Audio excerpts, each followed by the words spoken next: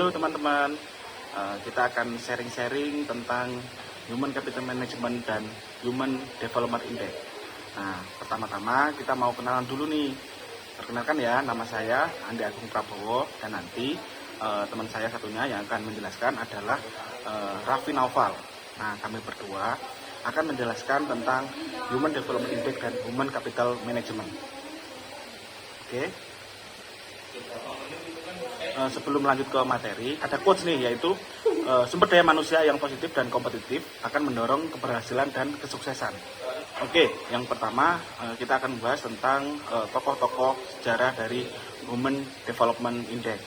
Yang pertama adalah Mahbub ul Haq yang lahir tahun 1948 dan meninggal tahun 1998. Merupakan tokoh pencetus awal Human Development Index.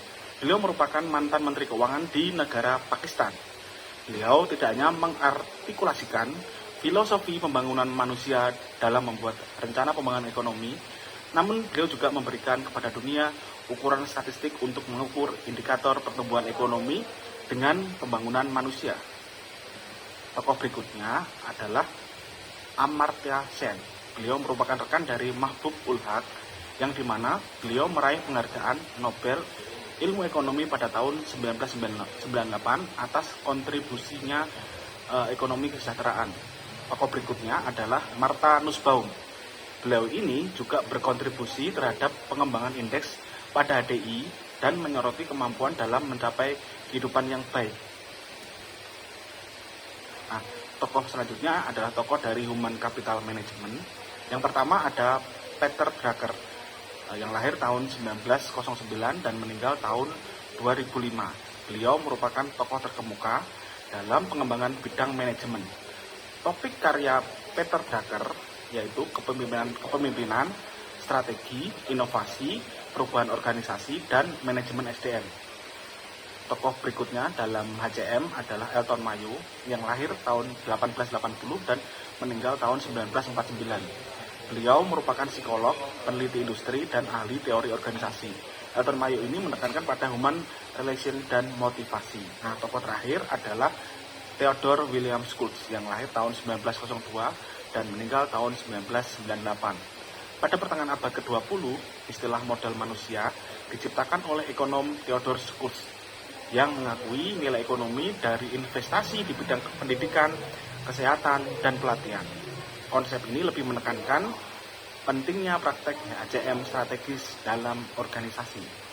Nah, selanjutnya kita akan membahas definisi atau pengertian dari Human Development Index atau HDI, yaitu ringkasan ukuran pencapaian rata-rata dalam dimensi-dimensi utama pembangunan manusia, yaitu umur panjang dan sehat, berpengetahuan luas, dan memiliki standar hidup yang layak. HDI adalah rata-rata geometrik dari indeks yang dinormalisasi untuk masing-masing 3 dimensi. Berikutnya adalah pengukuran dan Human Development Index atau HDI yang dibagi dalam 3 dimensi, yaitu long and healthy life, knowledge, dan decent standard of living. Selanjutnya, indikator dari HDI adalah harapan hidup, harapan pendidikan, dan rata-rata lamanya berpendidikan. Yang ketiga ada GNI atau Gross National Index atau pendapatan per kapita. Selanjutnya, peran Human Development Index di kancah global. Melacak kemajuan menuju tujuan pembangunan berkelanjutan, HDI digunakan untuk melacak kemajuan menuju beberapa tujuan pembangunan berkelanjutan atau SDGs, termasuk SDG 1, tidak ada kemiskinan, SDG 2, tanpa kelaparan, SDG 3, kesehatan dan kesejahteraan yang baik, dan SDG 4, yaitu kualitas pendidikan. Menginformasikan pengambilan kebijakan, HDI digunakan oleh pemerintah untuk memberikan informasi dan pengambilan kebijakan di tingkat nasional dan internasional. Misalnya, HDI telah digunakan untuk mengembangkan kebijakan yang bertujuan meningkatkan kesehatan, pendidikan, dan standar hidup. Meningkatkan kesadaran akan isu-isu pembangunan manusia. HDI digunakan oleh organisasi-organisasi internasional dan para peneliti untuk meningkatkan kesadaran akan isu-isu pembangunan manusia. Misalnya, laporan pembangunan manusia tahunan yang diterbitkan oleh UNDP menggunakan HDI untuk menganalisis dan melaporkan tren pembangunan manusia di seluruh dunia. Selanjutnya akan dijelaskan asal-usul konsep dari HCM yang akan dijelaskan oleh rekan saya Raffi Naval. Ya, terima kasih Pak Andi Agung Prabowo. Oke, guys, selanjutnya kita mendiskusikan asal-usul konsep HCM atau Human Capital Management, yang dimana konsep Human Capital Management ini konsep pertama kali diperkenalkan oleh salah satu ekonom terkemuka yang bernama Theodore Schultz dalam makalah penelitiannya yang berjudul Investment in Human Capital pada tahun 1961. Schultz mengemukakan bahwa investasi dalam pendidikan, pelatihan, dan kesehatan bagi tenaga kerja akan menghasilkan keuntungan ekonomi yang jauh lebih besar bagi suatu negara atau organisasi. Lalu untuk materi selanjutnya adalah teknologi dalam Human Capital Management.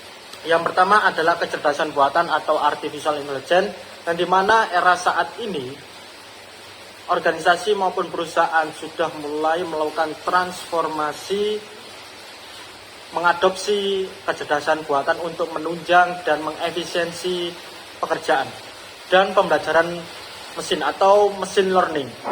Dan dimana ini suatu platform di dalamnya terdapat materi-materi pembelajaran dan tracking kemajuan pembelajaran. Yang kedua, platform HCM berbasis code, dan di mana semua karyawan akan bisa mengakses semua data-data Human Capital Management dan bisa dilakukan di mana saja. Yang ketiga, teknologi perekrutan seperti contoh ATS, dan di mana ATS ini akan men-scan CV atau kurikulum vitae dari pelamar, yang dimana di dalam ATS itu akan disetting indikator-indikator yang sesuai dengan kebutuhan perusahaan. Bila rekrutmen atau calon kandidat karyawan tidak sesuai, otomatis langsung ketolak. Lalu yang terakhir, sistem informasi sumber daya manusia atau HIRIS, yang dimana di dalamnya memuat semua administrasi dalam organisasi maupun perusahaan. Selanjutnya, tantangan dan inovasi.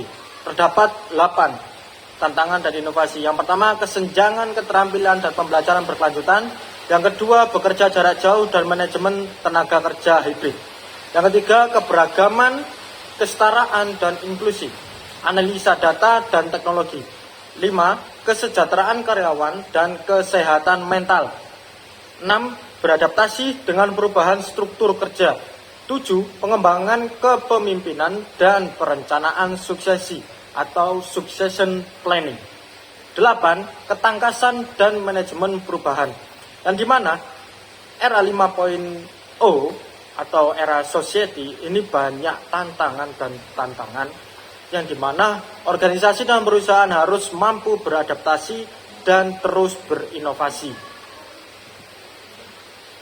Diskusi selanjutnya adalah komponen Human Capital Management. Yang pertama adalah perekrutan dan seleksi karyawan.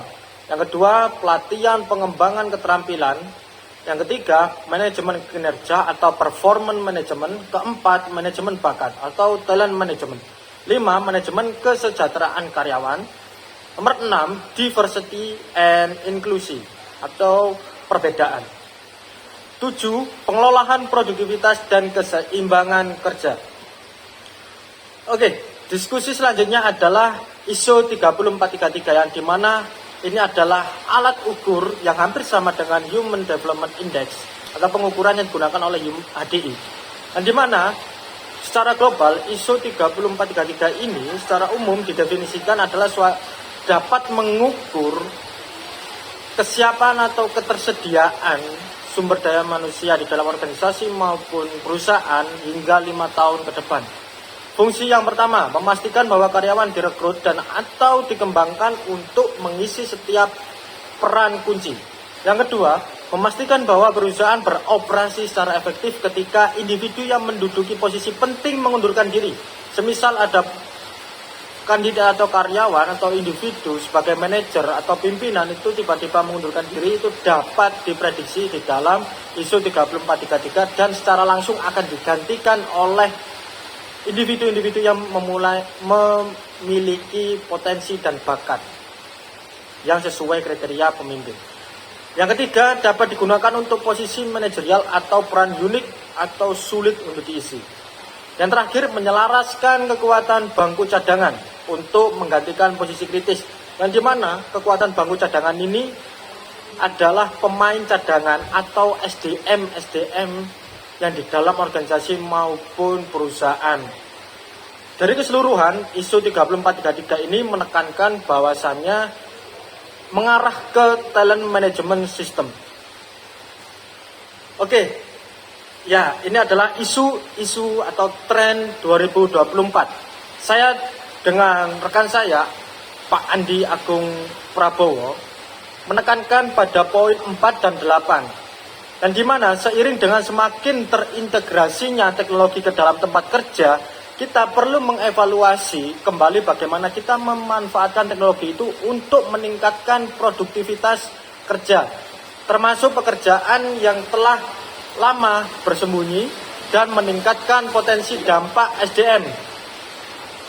Nah, dari saya dan Pak Andi Agung menekankan pada poin 4 atau yang poin 4 adalah Human Resource Driving Climate Change Adaptation, yang dimana Departemen HR atau Departemen Human Capital harus membentuk iklim yang dapat beradaptasi terhadap perubahan. Lalu, ke-8, AI Empowerment Workforce Evaluation, yang dimana Artificial Intelligence atau kecerdasan buatan ini sudah menjadi kolaborasi antara manusia dan robot di dalam mengevaluasi pekerjaan. Lalu, perbandingan HCM dan HDI. Yang pertama, dari definisi Human Capital Index, mengatur tingkat pembangunan manusia dengan memperhitungkan harapan hidup rata-rata, tahun sekolah, dan pendapatan per kapita. Lalu, Human Capital Management, suatu pendekatan strategi untuk mengelola dan mengoptimalkan sumber daya manusia di suatu organisasi atau perusahaan. Ruang lingkup Human Development Index menilai pembangunan manusia di tingkat nasional atau global. Ruang lingkup Human Capital Management terfokus pada manajemen sumber daya manusia di tingkat organisasi atau perusahaan. Fokus pengukuran Human Development Index menilai pembangunan manusia di tingkat nasional atau global yang terfokus pada kesejahteraan manusia melalui dimensi kesehatan, pendidikan, dan ekonomi. Fokus pengukuran dari Human Capital Management adalah terfokus pada pengelolaan sumber daya manusia di dalam organisasi termasuk perekrutan, pelatihan, pengembangan, dan retensi karyawan. Tujuan dari Human Development Index mencerminkan kemajuan dan kesejahteraan manusia di suatu negara atau wilayah. Tujuan dari Human Capital Management adalah meningkatkan produktivitas kinerja dan kepuasan karyawan di dalam suatu organisasi. Skala dari Human Development Index ini adalah mengukur pembangunan manusia pada skala nasional atau global. Skala dari Human Capital Management adalah mengukur efisiensi dan efektivitas manajemen sumber daya manusia di tingkat organisasi. Lalu, implementasi dari Human Development Index digunakan oleh negara-negara dan lembaga internasional untuk memantau pembangunan manusia. Implementasi dari Human Capital Management digunakan untuk perusahaan dan organisasi dalam mengelola, mengembangkan, dan memanfaatkan sumber daya manusia. Lalu, persamaan dari HDI dan HCM adalah sama-sama memainkan peran yang begitu penting di dalam memahami dan meningkatkan kesejahteraan manusia dan organisasi, masing-masing pada skala yang sesuai. Sudah tidak terasa pemaparan materi dari saya, Raffi Novel Prilanto, dan rekan saya, Andi Agung Prabowo, sudah tercukupkan. Sebelum saya akhiri, ada satu pesan, transformasi 5.0, era society. Persiapkanlah SDM Anda, dimanapun organisasi dan perusahaan Anda tinggal atau bertempat di wilayah dimanapun, persiapkanlah SDM Anda.